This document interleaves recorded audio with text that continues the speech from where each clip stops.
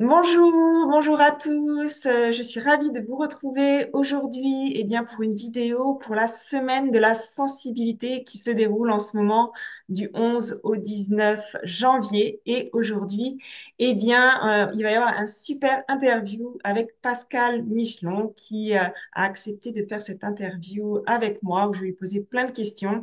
Donc Pascal, elle est docteure en neurosciences, psychologue aussi spécialisée en HPI et en haute sensibilité. Et elle est l'auteure d'un livre qui s'appelle Au cœur des cerveaux haut potentiel et hypersensibles. Et tu es aussi co-directrice de l'Observatoire de la sensibilité. Donc, merci beaucoup, Pascal, d'avoir accepté de faire cette interview avec moi aujourd'hui.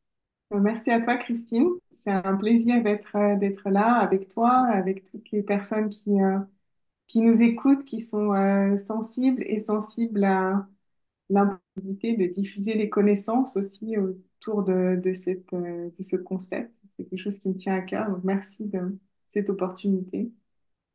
Merci à toi et surtout on va apprendre plein de choses sur justement tout ce côté qu'on oublie un peu. On parle souvent des défis, aussi des forces, mais on oublie d'où ça vient tout ça. Donc ça va être passionnant cette interview. Donc écoutez bien jusqu'au bout.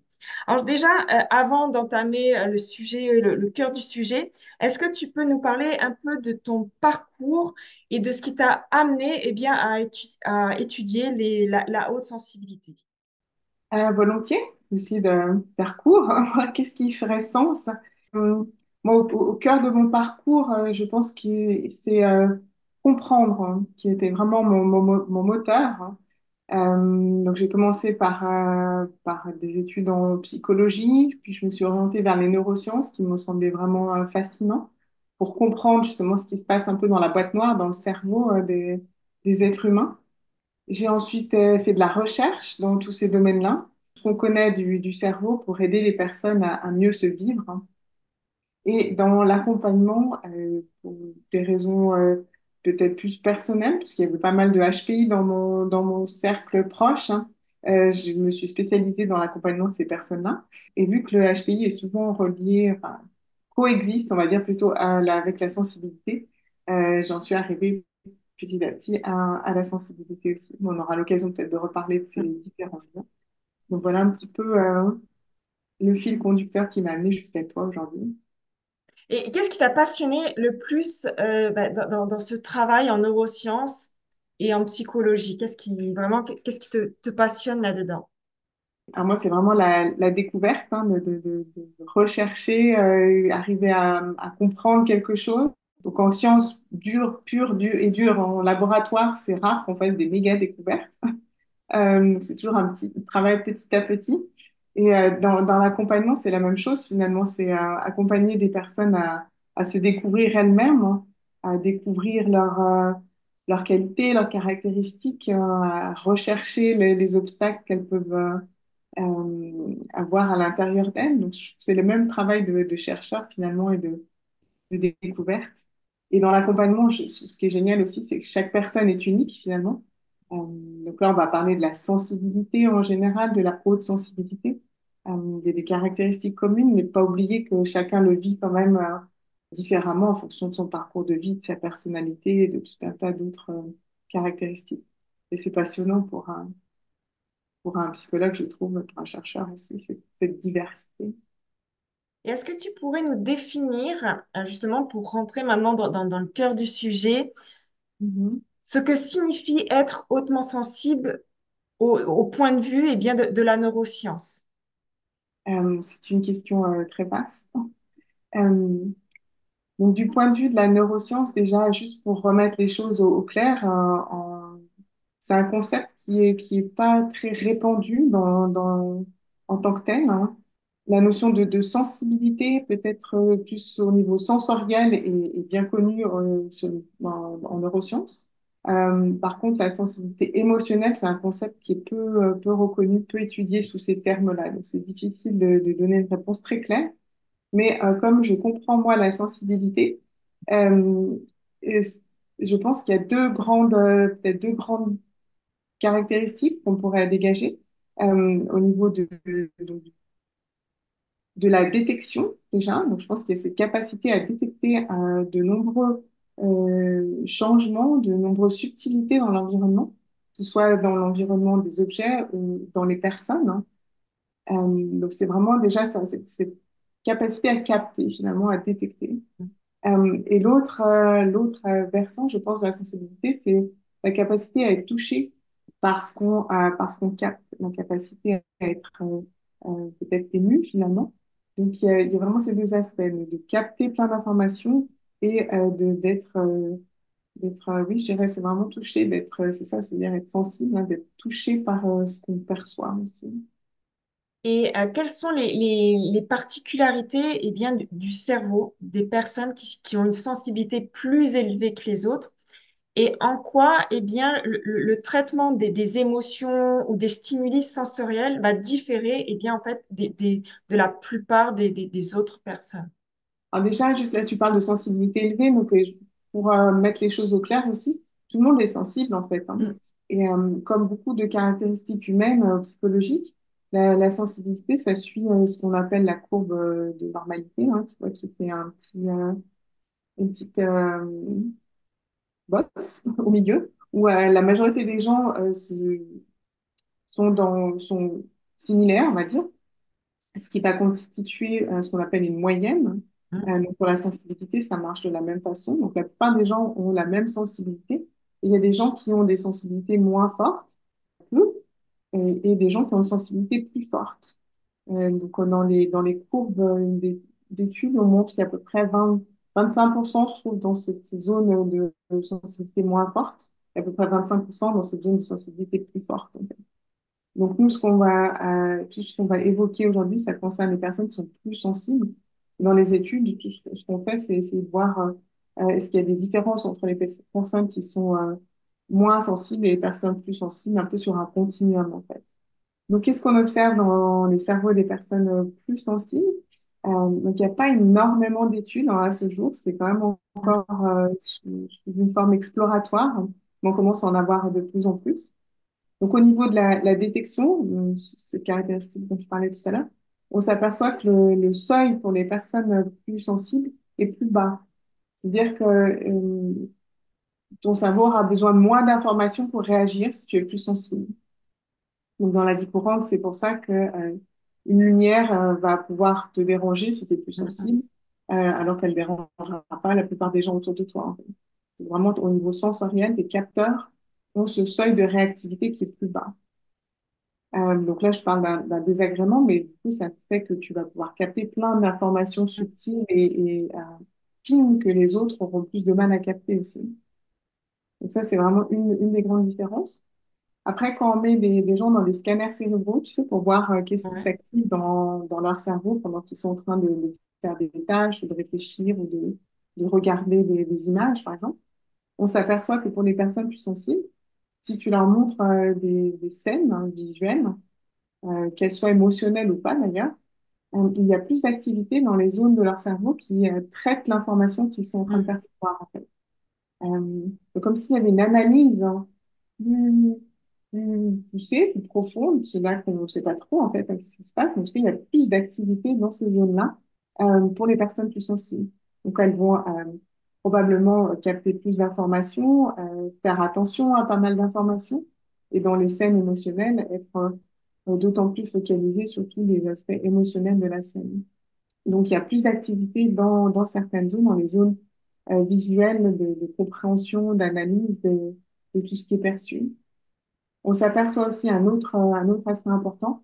Donc, tu sais que les personnes très sensibles souvent se disent très empathiques, hein.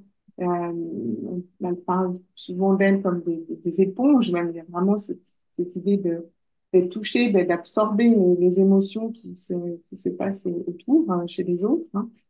Euh, donc en neurosciences, c'est ce qu'on appelle l'empathie affective, la capacité à ressentir en miroir ce que ressentent les autres. Et on a quelques données qui montrent qu'apparemment, les personnes plus sensibles ont aussi plus d'activité dans les zones du cerveau qui sont responsables de l'empathie affective. Donc c'est des zones au niveau du cortex, en particulier au niveau de l'insula, Donc, c'est des zones dans la partie frontale du cerveau. L'insula s'active si tout d'un coup tu te mettais à être très en colère parce que j'ai dit je sais pas quoi ou je me mettais à pleurer. Il est possible que mon cerveau s'active en miroir, en fait, et les mêmes zones qui s'activeraient si moi-même j'étais dans l'état émotionnel dans lequel tu es, s'activent donc. Et cette activité, elle, en miroir, elle est présente chez tout le monde, en fait. Tout le monde a une empathie affective, hein, plus ou moins forte, et on s'aperçoit que chez les personnes plus sensibles, cette activité en miroir est plus importante. Et sûrement, c'est ce qui cause cette impression de ressentir plus ce que ressentent les autres. Donc, il y a vraiment une réalité neurologique, biologique, assez caractéristique que les personnes plus sensibles se reconnaissent. Et pour les personnes qui, justement, qui ont une sensibilité élevée, souvent il y a ce côté de fatigue émotionnelle.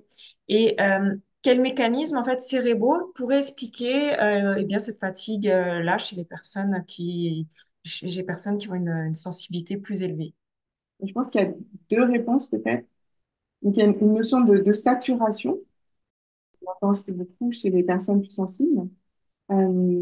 C'est souvent plus au niveau sensoriel, hein. Donc, l'impression qu'il y a trop de bruit, qu'il y a trop d'informations, ou voire trop de monde, hein, de là d'être fatigué. Donc, une réponse qu'on a au niveau du cerveau, ce serait peut-être au niveau de l'habituation. Il semblerait, mais là aussi, il n'y a pas énormément d'études, mais il semblerait qu'une personne sensible s'habitue moins à ce qu'elle perçoit que des personnes moins sensibles. Donc, ça veut dire quoi s'habituer? Ça veut dire, par exemple, là, j'entends un avion qui passe. Si j'habitais à côté d'un aéroport, hein, il est possible qu'au bout d'un moment, j'entende de moins en moins le bruit des avions, en fait. C'est un phénomène qu'on appelle l'habituation au niveau. Mm, Et pour les personnes sensibles, il semblerait que ce phénomène soit tarde à venir, soit n'existe même pas, en fait. Donc, ce qui fait qu'il y aurait une sorte d'accumulation des informations, des stimuli, des sensations qui aboutirait à cette fatigue-là. Donc, au niveau sensoriel. Et au niveau émotionnel, là, on n'a pas vraiment de réponse. Parce qu'il y a peut-être un élément de réponse donc c'est des études dans lesquelles on a demandé à des personnes plus ou moins sensibles d'être témoins d'une scène émotionnelle. On leur décrit ou on leur montre une scène dans laquelle il se passe quelque chose et les protagonistes ont des émotions fortes. Donc ces personnes-là sont toujours dans un scanner, hein, on observe leur cerveau en fonctionnement. Et après, on leur demande simplement de pas faire grand-chose, juste être là, mm, de se reposer dans ce même. Et là, ce qu'on essaie d'observer, c'est le cerveau au repos. Donc, le cerveau au repos, il fait plein de choses, bien sûr, hein, sinon ça veut dire qu'il est mort. mm. Donc, qu'est-ce qui se passe dans le cerveau des personnes plus sensibles une fois qu'elles ont été témoins de quelque chose d'émotionnel? En fait, on s'aperçoit qu'il y a beaucoup plus d'activité dans certaines zones, les zones qui constituent le réseau d'activité du cerveau au repos, plus d'activités qui pourraient correspondre à plus de réflexion, euh, d'essais de connecter ce qui s'est passé à des choses anciennes ou à prévoir le futur. Donc, toute cette activité pourrait finalement être fatigante, produire des résultats intéressants peut-être pour comprendre et prévoir, etc., mais aussi être épuisante si elle devient trop importante.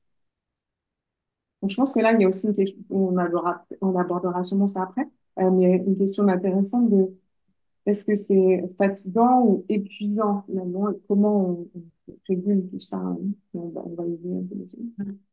Ce que aussi beaucoup de personnes hautement sensibles, tu vois, se posent, c'est est-ce que leur sensibilité évolue ou change avec les années? Est-ce que, bien, quand on est enfant, quand on a une haute sensibilité, la sensibilité va changer parce qu'on va devenir adulte ou qu'on va devenir une personne plus âgée? C'est une question super intéressante, hein, auquel on n'a pas vraiment de réponse, en tout cas en termes scientifiques. Il n'y a pas d'études, à ma connaissance, longitudinales qui auraient suivi des personnes, hein, pour voir vraiment si de façon intrinsèque la sensibilité change. Parce que bien sûr, elle va changer en fonction enfin, elle peut changer en fonction de ce qu'on vit. Les personnes qui vont vivre des traumatismes peuvent construire ce qu'on nomme communément une sorte de carapace finalement pour se protéger du monde extérieur et du monde intérieur, donc réduire leur sensibilité et devenir moins sensibles, et parfois avec un accompagnement, redécouvrir leur sensibilité, arriver à l'âge adulte. Donc là, il y a des variations, mais qui ne sont pas dues à la sensibilité elle-même, en fait. Ce qui semblerait, c'est que enfin, quand on regarde les enfants, quand on suit les enfants, on les sent beaucoup plus sensibles, en tout cas que les adultes. Donc, probablement de façon globale, hein, il y a quelque chose qui se passe, hein, en tout cas dans nos sociétés, qui fait que en grandissant, on s'autorise moins à être dans l'émotion. Donc ça, peut-être que c'est culturel, ou peut-être que c'est utile aussi en tant qu'adulte d'être moins dans ces domaines-là. Donc ça, c'est toutes des questions qui n'ont pas de réponse finalement, hein. Et je pense que, en tout cas, qu'un enfant sensible reste une personne sensible, et qu'un enfant très sensible sera probablement un adolescent très sensible et un adulte très sensible. Et plus plus on a appris à reconnaître ces caractéristiques chez nous tôt, plus ce sera facile de bien la vivre et d'être à l'aise avec finalement, même si l'environnement culturel ou sociétal n'est pas hyper favorable à cette caractéristique. Tu es spécialisé toi aussi en haut potentiel intellectuel, HPI. Et est-ce qu'il y aurait un lien entre justement les HPI, haut potentiel intellectuel, et la sensibilité élevée? Donc, c'est effectivement une question que beaucoup de personnes se posent. Je vois les personnes qui viennent en consultation se posent souvent cette double question. Je pense qu'il y a une sorte de biais, en fait. Les personnes qui consultent sont souvent à la fois concernées si elles sont concernées par le haut potentiel intellectuel, sont très souvent aussi concernées par la sensibilité élevée. Et parfois, c'est leur haut potentiel intellectuel qui leur a posé des problèmes, hein. Mais bien souvent, ça vient plus au niveau de la sensibilité élevée, finalement. Hmm. Donc, dans les populations qui consultent, on voit un lien, une concurrence très fréquente entre le haut potentiel et la sensibilité élevée.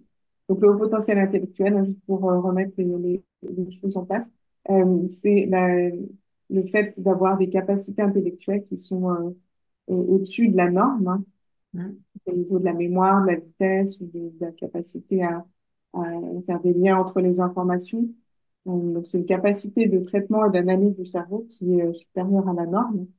De la même façon une sensibilité élevée, c'est une capacité à détecter et à être touché qui est supérieure à la norme aussi. Mais est-ce que l'un va obligatoirement avec l'une ou avec l'autre?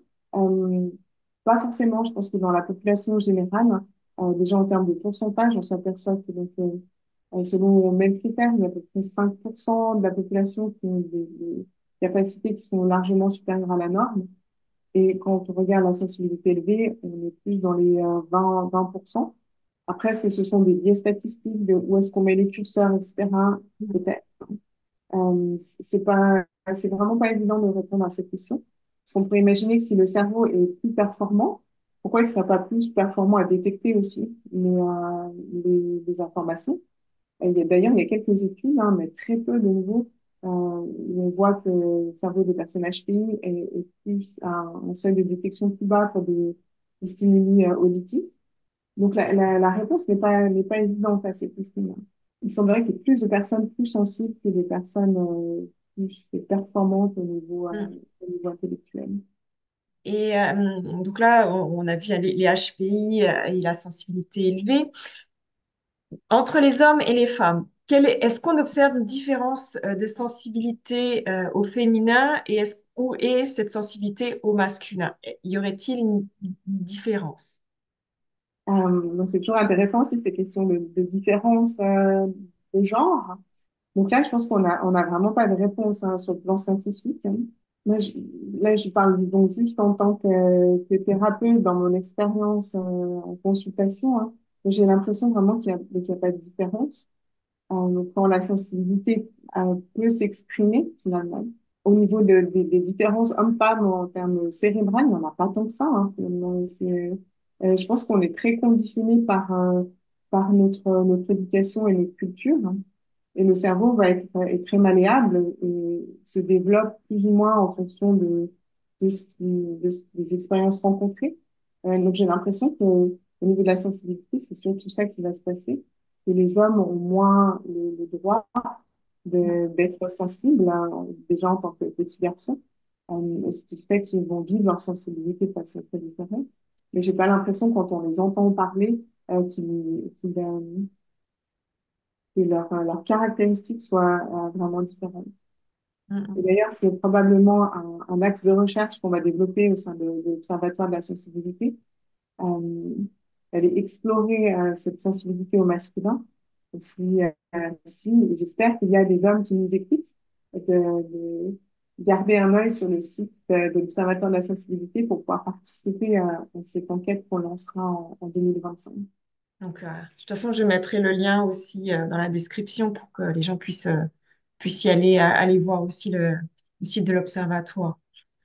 Et toutes ces recherches en neurosciences, en quoi est-ce important? Comment ça peut aider en fait justement les hautement sensibles avec leurs besoins dans leur quotidien? Alors, je pense que déjà, les neurosciences, c'est un effet rassurant. Euh, Parce il y a beaucoup de personnes très sensibles qui arrivent en consultation et en se demandant si elles sont pas folles, si elles ont pas un trouble psychiatrique, hein. Euh, donc, une fois qu'on a éliminé, bien sûr, ces autres causes probables, de savoir que les personnes plus sensibles ont des caractéristiques au niveau cérébral qui sont différentes sans pour autant que ça appartienne au domaine de la pathologie, c'est très important pour se rassurer et pour se dire que bah, je suis normale, j'ai simplement une caractéristique qui est plus élevée par rapport à la norme. Donc ça, c'est un effet, je pense, très important.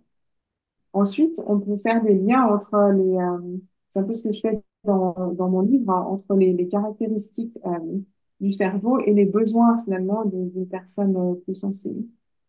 Donc, tu vois, tout à l'heure, on disait que le cerveau d'une personne plus sensible, il a ce seuil de captation qui est plus bas, donc il y a toutes ces informations qui arrivent hein, dans le cerveau, donc il y a ce risque de saturation que ce soit au niveau sensoriel ou émotionnel. Donc, un des besoins qui est vraiment important pour la personne sensible, c'est d'arriver à réguler ce flux, finalement. Donc, de réguler ce qu'elle capte, ce qu'elle a envie de garder pour elle aussi, de réguler ce qui se passe à l'intérieur, hein. Donc, il y a vraiment tout un travail autour de la régulation qui, qui est important pour bien vivre sa sensibilité. Et pour ça, il faut avoir conscience déjà qu'on est sensible et conscience qu'on a ce besoin-là. Ça, c'est un atout des neurosciences, puisque si on passe par ce biais-là, on arrive à ce besoin. Aussi, quand on parle de la capacité des personnes plus sensibles à entrer en empathie affective de façon plus importante, si on regarde les neurosciences, on s'aperçoit que c'est quelque chose de tout à fait automatique. C'est pas moi qui vais décider de me mettre en empathie avec toi, de ressentir tout ce que tu ressens. Mais ça se passe d'un coup, finalement. C'est un mécanisme automatique que je ne contrôle pas. Donc, si j'arrive à comprendre ça grâce aux neurosciences, de nouveau, je me rassure que c'est normal. J'arrive davantage à l'accepter. Et aussi, je peux comprendre que c'est peut-être ça qui me pousse à avoir ce besoin de relation. Aussi, c'est un besoin important, souvent qu'on entend chez les personnes sensibles, c'est le besoin d'être dans des relations authentiques, des relations qui ont du sens, des relations profondes.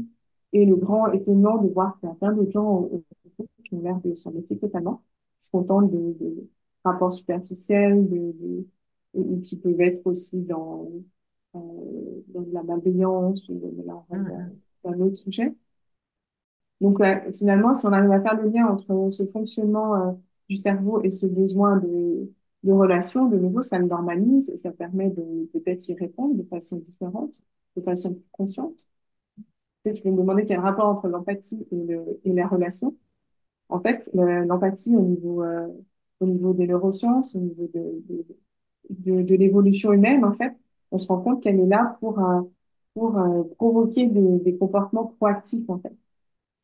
Parce que en tant qu'être humain dans une espèce sociale, on a besoin des autres. En fait, tout seul, on n'est pas grand-chose. On est même en danger.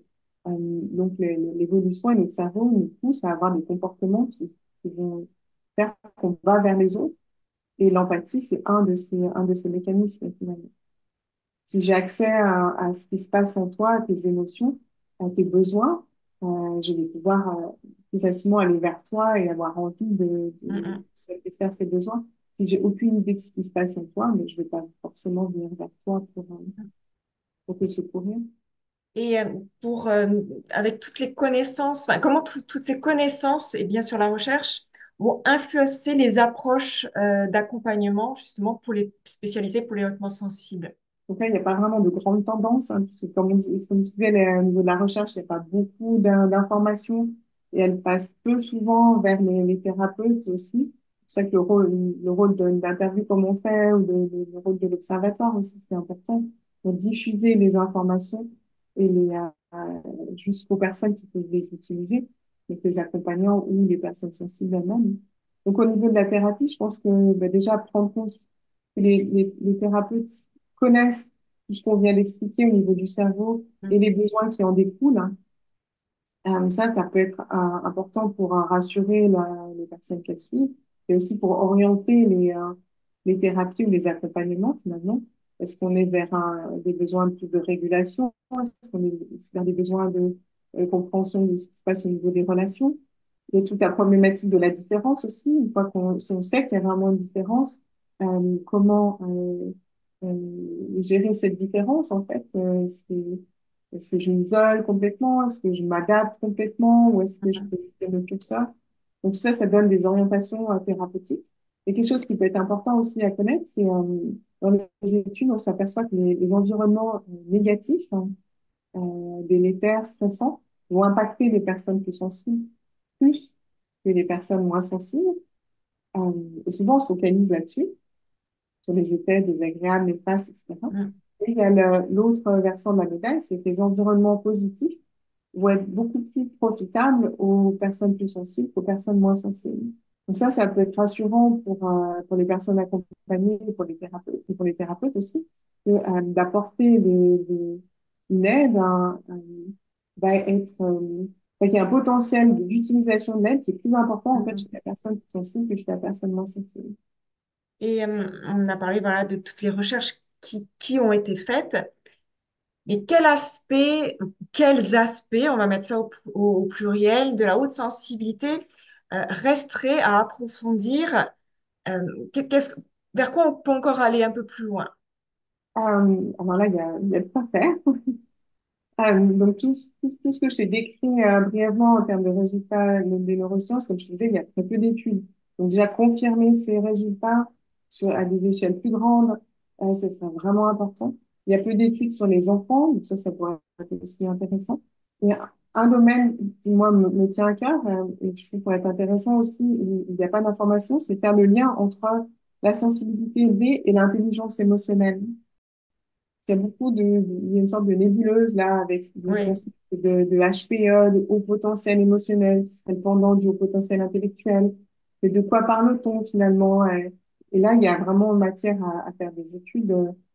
Il y a tous les outils, il n'y a plus qu'à en fait des chercheurs qui se lancent là-dedans, de voir si la question principale, ce serait est-ce que avoir une sensibilité élevée, c'est un cadeau finalement, comme on dit, est-ce que ça mm, permet d'avoir une intelligence émotionnelle plus grande ou pas, ou quelles sont les circonstances finalement, hein. Qu'est-ce qui fait que parfois c'est possible, parfois non.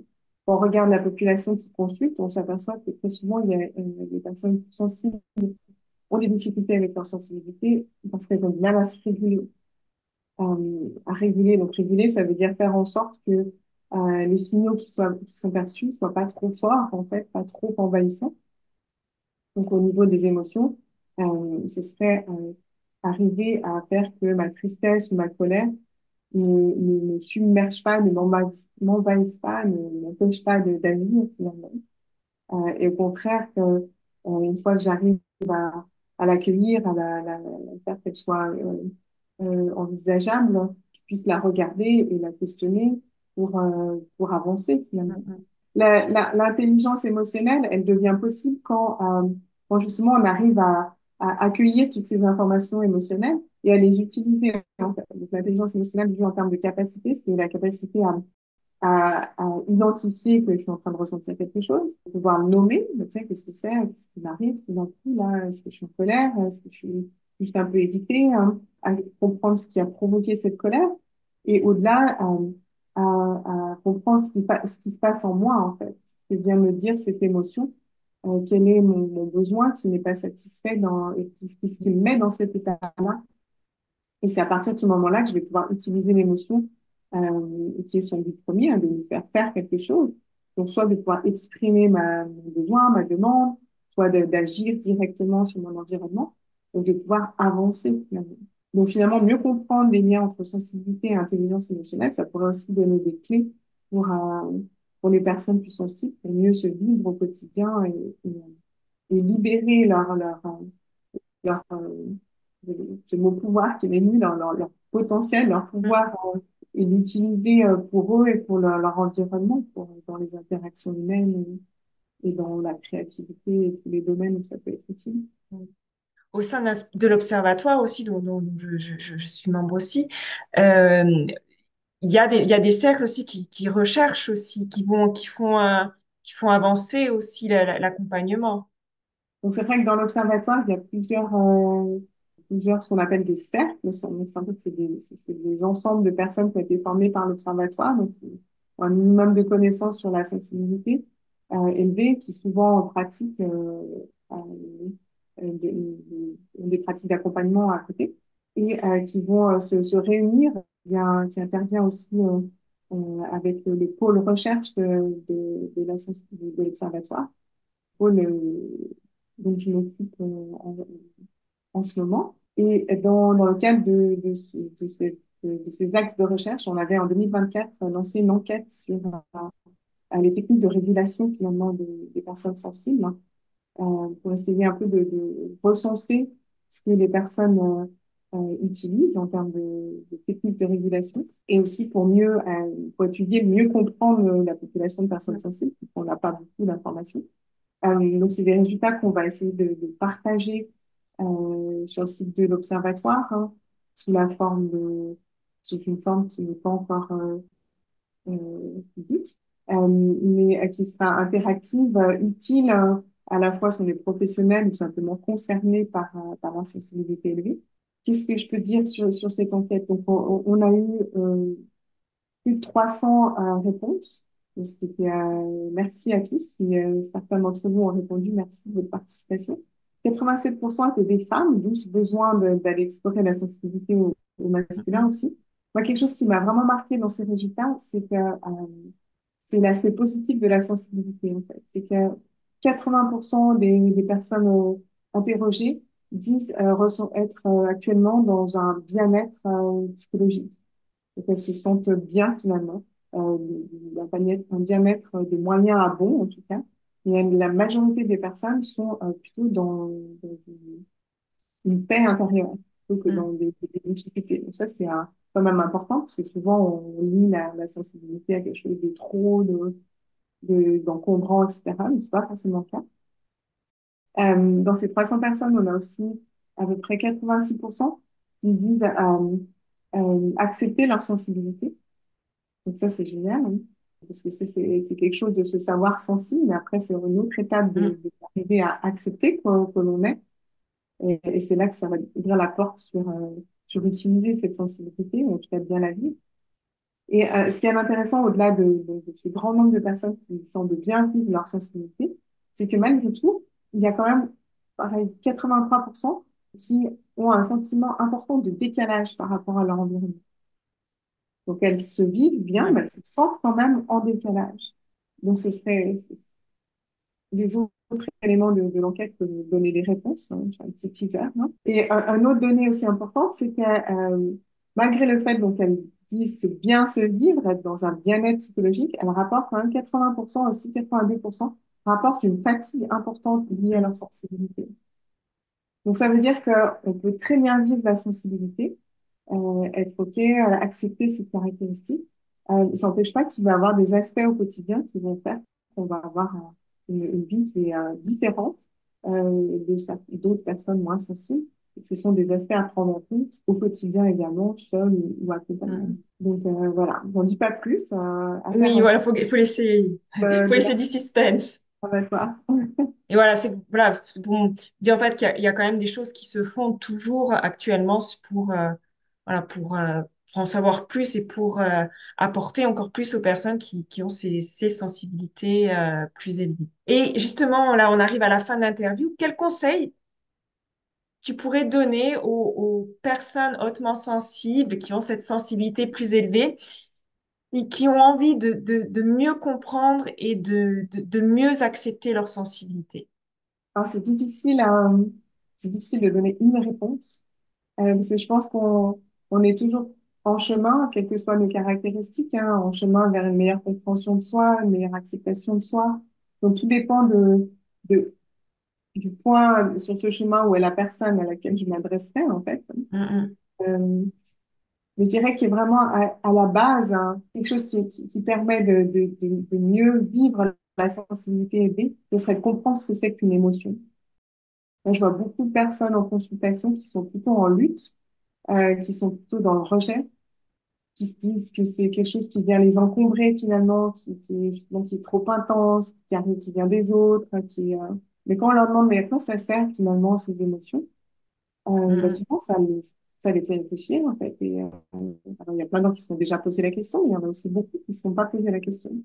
Et de réaliser qu'en fait les émotions, ce sont nos alliés, ce sont vraiment des informations précieuses qui viennent nous expliquer comment on voit le monde. C'est mm, mm, génial, en fait. C'est une porte d'accès vers notre inconscient, finalement, vers tous ces mécanismes implicites qui font qu'on réagit de cette façon, qu'on agit de telle autre façon. Et très souvent, bon, on ne sait pas. En fait, on fait les choses et puis on ressent quelque chose et ça, on a l'impression que ça nous tombe dessus et qu'on subit tout ça. Mais quand on comprend que finalement, notre cerveau est en train d'analyser la situation, que c'est en fonction de nos mémoires, de qui on est, de notre personnalité, etc., qu'on arrive à cette interprétation de la situation et que ça crée une émotion, et du coup, ça nous redonne du pouvoir sur ce qui se passe finalement. Ah, mais c'est moi en fait qui crée ça. Mais alors, pourquoi? Et comment je peux faire autrement? Ou de quoi j'ai besoin? Et là, on aboutit à une vision complètement différente de nous, de notre sensibilité. Et c'est la porte ouverte vers un mieux-être, vers une libération et un épanouissement. tout à fait. L'émotion qui renseigne, Voilà. messagère. Et pour finir, donc c'est la dernière question. Pour ceux qui sont en train d'écouter cette vidéo et qui voudraient en savoir plus, quelles ressources, quels livres tu recommanderais? Si tu peux d'ailleurs nous parler un peu de ton livre aussi. Alors moi, j'aime beaucoup les écrits de Saverio Tomasella. Ce sont des écrits qui sont à la fois informatifs et très abordables et très sensibles, de façon étonnante. Et il propose à la fois des écrits qui sont plus sur la sensibilité et des romans aussi. Donc, c'est une autre façon d'aborder la sensibilité, de se reconnaître dans les caractéristiques. Donc, il y a un éventail de choix. Les écrits aussi des ouvrages d'Hélène Aron. Donc, là, c'est vraiment au niveau scientifique, c'est la personne qui a peut-être le plus œuvré au niveau neuroscientifique sur l'exploration de la sensibilité. Donc, elle a été traduite en français dans pas mal de ses ouvrages. Donc, ça peut être aussi des bons livres, hein. Au niveau des sites web ou des podcasts, je vous invite à vous référer au site de l'Observatoire, parce qu'il y a il y a des liens aussi vers de nombreuses ressources. Et en ce qui concerne mon livre, moi, ce qui me tenait à cœur, hein, bah, d'ailleurs, il y a le cœur dans mon livre, hein, c'est vraiment de diffuser ces connaissances scientifiques au grand public et de les rendre compréhensibles, de pouvoir se les approprier pour mieux se comprendre finalement. Donc, il y a toute une partie où j'explique quelles sont les caractéristiques des cerveaux plus sensibles, quelles sont les conséquences au quotidien. Donc, ça, c'est la première partie. Et la deuxième partie est plus orientée vers qu'est-ce que je peux faire finalement en se basant sur ma neuroplasticité, donc le fait que mon cerveau est capable de changer en fonction de ce que je comprends, de ce que je me dis, de ce que je fais. Donc, je propose plein d'outils aussi pour avancer dans cette acceptation, cette compréhension de la sensibilité élevée et de lire et de montrer. Voilà. Et si vous avez des questions, n'hésitez pas à me contacter si je suis ouverte à discuter. Hein. Dans la description, il y aura tous les liens pour pouvoir te joindre. Je remettrai le nom de ton livre sera mis aussi comme ça. Si vous êtes intéressé, eh bien, vous aurez tout dans la description pour pouvoir aller lire le livre de Pascal et en savoir encore plus sur votre cerveau de hautement sensible. Je te remercie beaucoup, Pascal. On a appris plein de choses comme tu as dit, ça fait du bien en fait de savoir comment fonctionne en fait notre cerveau. Ça rassure et ça fait du bien. Ça fait du bien. Donc, franchement, je te remercie beaucoup pour d'avoir accepté cette interview pour cette semaine de la sensibilité. Encore merci à toi, Christine. C'était un plaisir de voir ton grand sourire aussi, ton enthousiasme. Ça fait du bien également. Et, et je vous souhaite à toutes et à tous une belle semaine de la sensibilité dans l'acceptation, l'ouverture et le rayonnement de vos caractéristiques. Merci. Au revoir à tous. Au revoir, Pascal. Merci, au revoir à toutes et à tous.